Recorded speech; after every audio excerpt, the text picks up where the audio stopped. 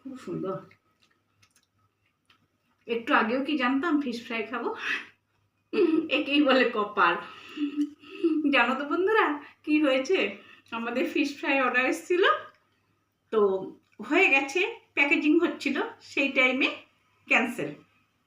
তো আমরা কি করি, ডেলিভারি বয় যারা আছে তাদেরকে দিয়ে দিই। কিন্তু এমনই অবস্থা, মানে আজকে আমাদের কপালে আছে ফিশ ফ্রাই খাওয়া, ভেটকি মাছের ফিশ ফ্রাই। তো এবার ওকে বললাম যে তুমি নিয়ে নাও। বললো যে ম্যাডাম আমি তো ভেজিটেরিয়ান, আমি খাবো না এটা। আমরা দুজনের মুখের দিকে তাকালাম, ভাবলাম কপালে এটাই আছে আজকে।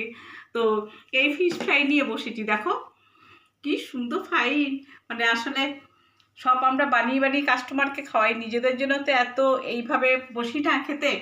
আবার একটু অল্প করে নিয়েছি পেঁয়াজ আর টমেটো সস, এই দিয়ে আজকে একটু খাবো, আর দেখি টুকটাক কি খাওয়া যায়।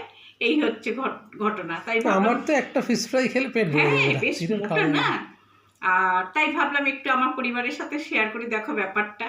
তো চলো দেখতে থাকো, সঙ্গে থাকো, চ্যানেলটা সাবস্ক্রাইব করবে, আর শেয়ার, কমেন্ট আর লাইক করো প্লিজ প্লিজ প্লিজ।